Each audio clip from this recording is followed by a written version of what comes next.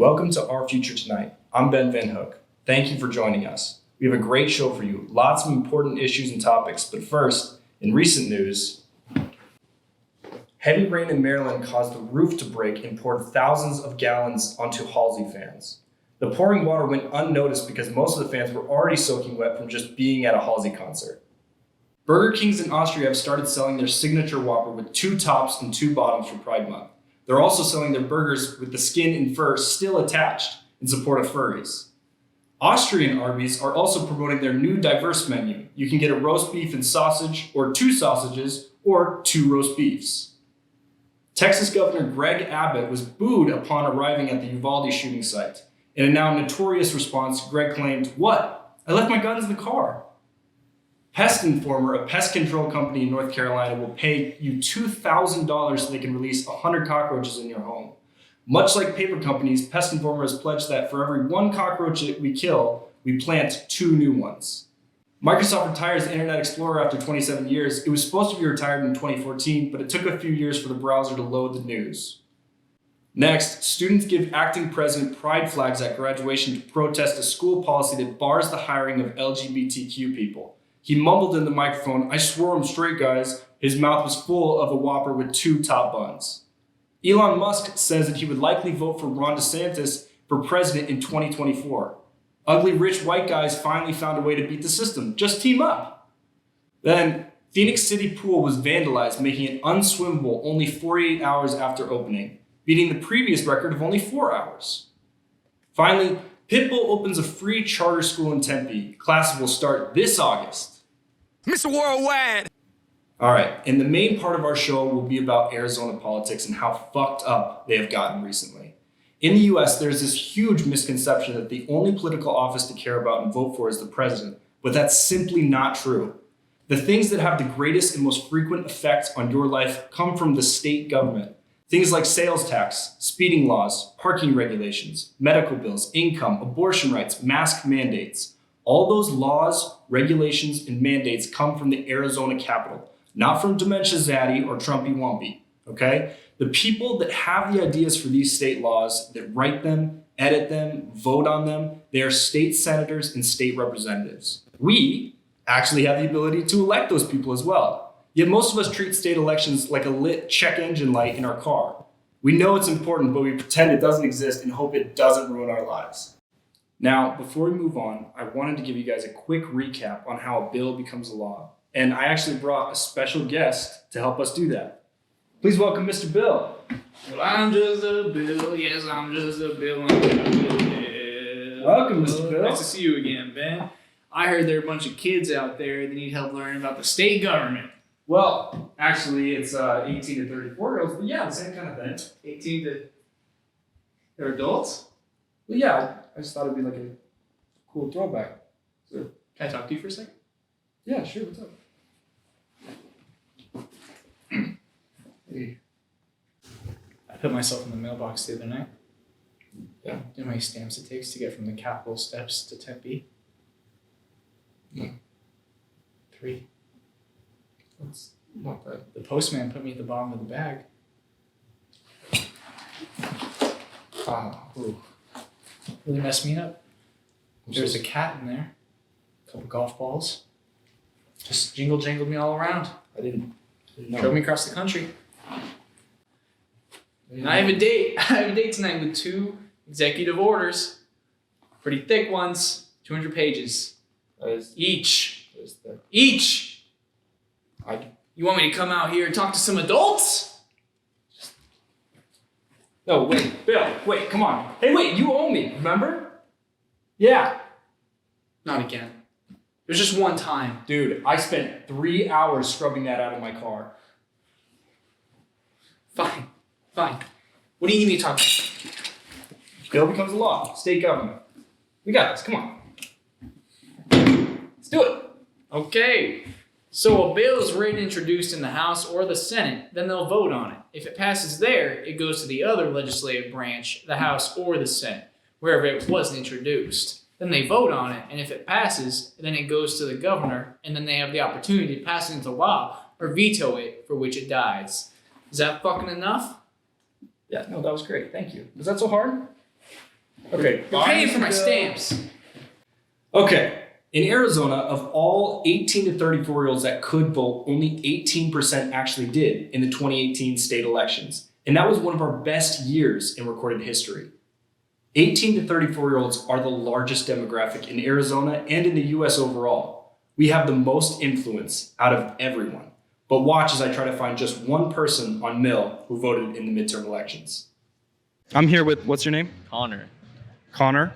Did you vote in the 2018 midterm elections? No. Okay. And why is that? Probably a lot of reasons. Probably didn't know when they were, or August and November. Your name is? Daisy. Hi, Daisy. Did you vote in the 2018 midterm elections? No, I didn't. You did not. No. Why not? Did It just wasn't too, like at that point wasn't really think about it at that moment, like, oh, voting's not that important. But until now, until you think about it for a moment, you're like, okay, now it is a little important, getting a little involved in what's really going, what's going on. Did you vote in the 2018 midterm election? No. Why not? I don't honestly. I'm Don't not. follow it. Yeah, I just I don't like to vote on something and make a decision on something that I'm not knowledgeable about. Your name is? My name is Marcos. Marcos. Yes, sir. And you're gonna rap this for us? Yes, sir. Yes, sir. This song is called Whole Lotta. Watch this. Look. Okay. I ain't gonna front like watch this. Ready? 8 to 8 balls drip into an onion. Little homie still out here hustling. I ain't crying to my folks about none. If fuck up, then I'm finna be struggling. Get the work in straight off of the muscle. Yeah. What's your name? Ada Mortensen. Did you vote in the 2018 midterm elections? I didn't, no. Why not? I honestly probably just didn't know how to do it. Just didn't really cross my mind. Usually I just think my parents vote. The mid one, that's your local and stuff, right? Yeah, I didn't do that one. Get it working straight off of the muscle. I ain't worried about the law because I don't get in trouble. I don't give a fuck and I'm out here running. Yeah. Ready? Watch it. Hater could say what he want, he won't pull up. We just record, clean the crib, and do pull-ups. But be my distraction, I swear. Did you vote in the midterm elections? I haven't, not yet. The 2018 ones? Nope. Oh, I voted for Trump. You voted for Trump in the Yep. presidential election? Yep, in the presidential election, yeah, Trump. Had to. I knew Joe Biden was about to do everything that was going on. That's really not good. We got nobody. Young people have the power to make real change. The democratic process doesn't work unless we make all our voices heard. All those people saying their votes don't matter literally makes no sense.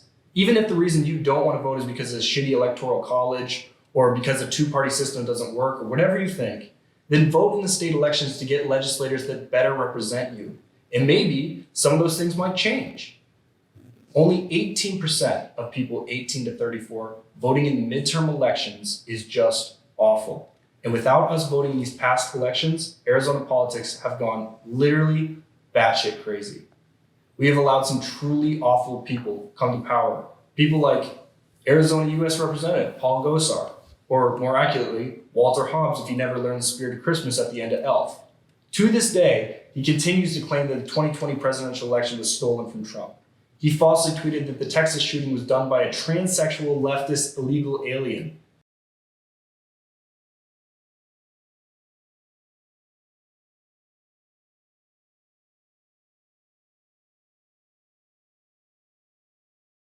He's been formally censured by the U.S. House of Representatives after he posted an animated video of him literally killing AOC. If you didn't already know, a censure is a formal condemnation of an official's words or actions and is a step right before removal from office. It's only happened 23 other times in the history of the U.S. Senate. Not every state has one of these guys. It's just us. Or how about one of Arizona's other U.S. representatives, Andy Biggs, who looks like every creepy guy that smiled at you at Fry's rolled into one. He helped plan the January 6th insurrection. His own brothers wrote a letter to the editor of the Arizona Republic saying Andy spread election fraud lies and that he is at least partially to blame for the riot at the U.S. Capitol on January 6th. He and Paul Gosar are currently undergoing an audit by the FBI to determine the extent of their involvement in the attack on the Capitol. And finally, the icing on the far right cake, the racist white whale, State Senator Wendy Rogers, who is seen here just after her live puppy feeding. She has endorsed well-known anti-Semitic Nick Fuentes. She retweeted a picture saying, celebrate Lee Jackson Day, the Confederate generals, last Martin Luther King Day. She was formally censured by the AZ Senate in March for threatening to destroy anyone who opposes her, even her own party members. Then in May, she posted on Twitter that the shooting in Buffalo was carried out by employees of the federal government. After her comments about the Buffalo shooting, the AZ Senate voted to expel her, but it didn't pass. But I'm not sure how. She turned on her own party. How is she even on earth? Doesn't the devil miss his wife? I'm sorry, not his wife. Just the other woman. Obviously, those 3 Arizona legislators are the worst of the worst, and not all Republicans are as extreme as them. But that doesn't mean that other less extreme Republicans should be looked over. Take these 3 Republican legislators, for example. State Representative Walter Blackman, here looking like one of the brainwashed characters in Get Out, he has said that he does not support George Floyd and that the Black Lives Matter movement is a terrorist organization. Broke Man's Darius Rucker also said that he was proud that the far-right neo-fascist group, the Proud Boys, were at his rally. Or what about State Representative John Kavanaugh, seen here begging someone for sex? So far in his political career, he has sponsored a bill that eventually was declared to be unconstitutional. He said not everyone should be voting, and he's a big supporter of Kyle Rittenhouse. And finally, Jerome Davison, who's a retired NFL player turned pastor who is now running for Congress to represent Arizona. And oddly enough, he looks exactly like what you would get if you typed football player, pastor, and naive congressional candidate into DALL-E. The reason why I bring up these 3 Arizona legislators is because I actually got the opportunity to sit down with each of them and ask some general questions about their beliefs, policy, and their stances on some current issues. First, I asked about abortion rights. Yeah, so you're against abortion, is that correct? I am. I'm pro-life. So I don't look at the Catholic Church, position on an issue, but I adhere to those principles, especially pro-life, and that's the way I vote. But I bet you could have guessed that. I threw this question in there because I was genuinely curious about how they would answer. If you were deciding on the legality of gay marriage right now, how do you think you would vote? I would vote based on my religion. Marriage is between a man and a woman. So then you would vote for gay marriage? No, against. Against. Got it. I'm for traditional marriage, a man and a woman and family, right? Well, then, I don't agree with same-sex marriages. Okay, I'll be honest. I was actually surprised that they would all vote against gay marriage, but I should have known. Anyway, then somewhere, somehow, Jerome got lost on this weird tangent where he cried about Republicans not being able to spread misinformation and incite riots on Twitter. Well, I have a great thing that I'm running on. Yeah. I'm running on the Internet Bill of Rights. The Internet I Bill want of to Rights. protect our rights in the cyberspace. Okay, so here's the deal. What's getting ready to happen in the next 5 to 10 years is that we're going to have smart cities, smart towns, smart nations, smart cars, refrigerators. Let's say that this attack culture wants to attack you because of something that you said that disagrees with the mainstream thought. Well, they can kick you off your internet. Well, this is how you're running your business. Your life now is connected to the internet. Your home is connected. Your car is online. So what I want to do is introduce to America an Internet Bill of Rights. And then when I asked John about voting, he said this. You have said that everybody shouldn't be voting. That is correct, right? No, that was an argument that circled around some of the election laws. And the issue was, should we automatically register people to vote? And I said, I don't think we should automatically register people to vote. I don't have a problem with somebody being given a registration form when they get their driver's license. I have a problem with somebody saying, you're registered whether you want to or not. I don't think that's democracy. But they haven't voted yet. They would just be registered to vote. What's the purpose of registering them when they don't want to? We don't force people in this country to do stuff like that. This is not China where we'll force you to be registered. Which, I don't know, it just sounds like it can't be good. Anyway, back to Jerome. And in this Internet Bill of Rights, it would not only protect our rights of free speech, but it would protect the rights to the sovereignty of our minds. Because they have technology now that reads the brain, and I want to protect that. I think in the last simulation package that they released, that they paid for American citizens, that only gave us $600, was that they have these smart cars with technology that will read your brain and read your moods, okay? That's invading your mind, just like we did with the shots. Our bodies were invaded. We no longer had the sovereignty over our bodies. Then I finally asked about gun violence in the US. This is what they had to say. What is the blame for the high rates of gun violence in this country? I'd say mental illness. So, in your opinion, what's to blame for the high rates of gun violence in this country? I believe most of them are because of serious mental illness. And when I asked about what can be done with this mental health issue, this is what John Kavanaugh had to say.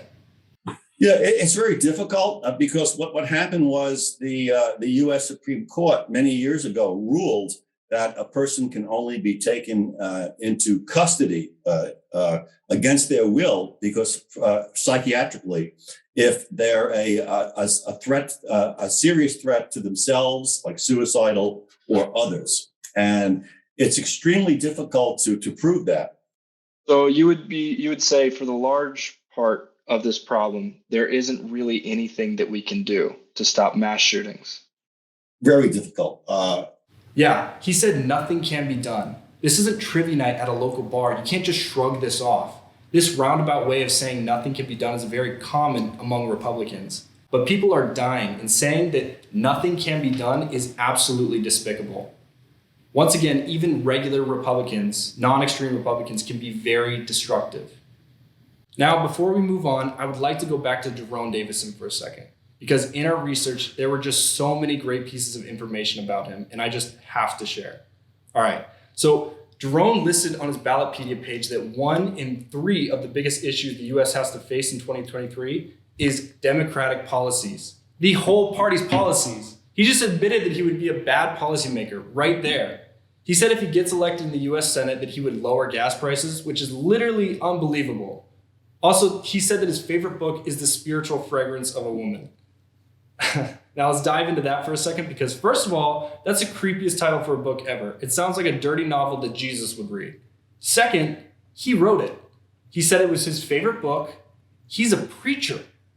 And his favorite book was his own. Instead of, the Bible. And finally, the book is about being a single woman.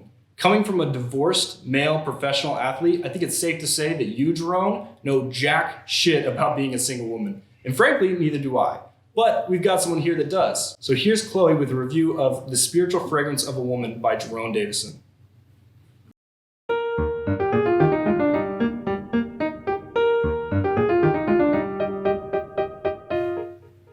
Hi, Ben.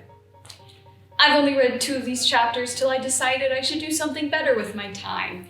In these 2 chapters, he managed to do the unthinkable. Piss me off, make me laugh, misinterpret the Bible, and make me feel terrified for all of mankind. This book is written by an NFL player who is now a priest, author, running for Congress, which just sounds like he can't get one job right. Before I begin absolutely ripping this book a new one, I would like to say, I don't care what religion you are, as long as it makes you a better kind of person who does not feel the need to tell me how to live my life. I'm pretty sure that's why God gave me the freedom to figure it out for myself. Before you tackle controlling my actions with your beliefs, start worrying about the actions being done to the planet that God has made, because if I came home and my children had polluted that which I had created for them, I would be unforgiving. But that's just me. Maybe he will understand why you could not just use a reusable water bottle and take shorter showers, or value the quality of life more than the quantity of items. To begin the book, he says, far too many single women are in the church, and this displeases the heart and purpose of God. I'm pretty sure that's not the purpose of God, but rather the purpose of Christian mingle. He has a whole chapter called Spiritual Virginity, which I was pretty excited about, because I've already lost my real one, but I didn't make it that far in the book because I was tired of reading the word knows so much. He says an abundance of revelation is connected to the nose of a man. If he is alive in Christ, then he can smell the very attractive fragrance of Christ flowing through you. Therefore, you must be sure to radiate that spiritual fragrance on a daily basis. I heard pineapple helps with that. A good chunk of this book just sounds like a shitty perfume commercial. I mean, just listen to these little snippets. He will be drawn to your own unique aroma from Jesus, or to be blessed and anointed with the perfume of the Spirit of the Lord. I would not be surprised if he ended the book presenting the Holy Trinity perfume collection, available at Macy's. In one part of the book, he says nostrils, and then in parentheses writes nose. He said his audience is single women looking for a mate. I mean, if you are single and you do not know that nostrils are in your nose, that's probably why you're single. He says some pretty stupid stuff in the book. I mean, just listen to this one. Men love fellowship. Think about it. We huddle up in groups like schoolboys. We play sports together and watch sports together. It's enjoyable to us because of the fellowship. That's something many women don't know about men. What? That you like huddles and balls? That is like the one thing I truly know about men. They enjoy a Saturday night with the boys, yelling at other boys in huddles with balls. I flipped through the book before I put it down because I didn't want to rot my brain out. And I found a fun little quiz where I got to circle my attractive characteristics. And it was like a little BuzzFeed quiz, but it would tell me if my spirit smelled good. Here are just a few of the questions. He says, I like to smile. Number 1, where in the Bible does Jesus say I need to smile? Who is he? Andy Biggs? Next, I am joyful. I didn't know how to answer that one, seeing I am diagnosed bipolar, so I circled both 9 and 0. I am focused. I also have ADHD. Needless to say, I have a very stinky spirit. Jerome Davison, I'm sorry to say that I have a stinky spirit, and I like it that way. Everyone, if you are going to buy this book, make sure it is used so we do not kill another tree for this bullshit. I would give you mine, but you'll have to get over the dick I drew in it when I got bored. If any of this offended Christians out there, my apologies. This is just meant to show the audacity of some men who say they hold your views, but totally disregard the goal of kindness and free will of others. If God has a plan for you, listen to it, but let others find him on their own and let their choices be guided by him as well, not by rules and government officials, but by themselves. And remember, if you don't sin a little, then Jesus died on the cross for nothing. Next, I'll be reviewing Don't Burn This Country Down by Dave Rubin, which from the cover looks like conservatives finally started caring about climate change.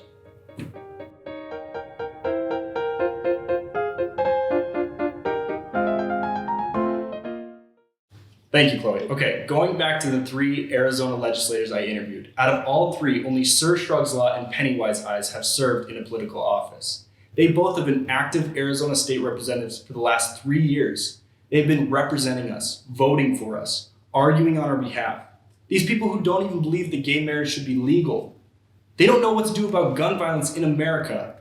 They are our legislators. They've been representing you and me for the past 3 years. All the people I mentioned are just bad politicians. And some even admit it. We need these people gone.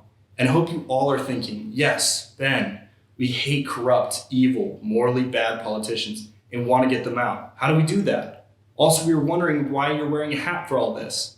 But after those interviews, we understand and appreciate your choice. For which I say, fuck off. But to answer your first question, we actually do have an election this year. But now, we're going to go to a quick commercial break. We'll be right back.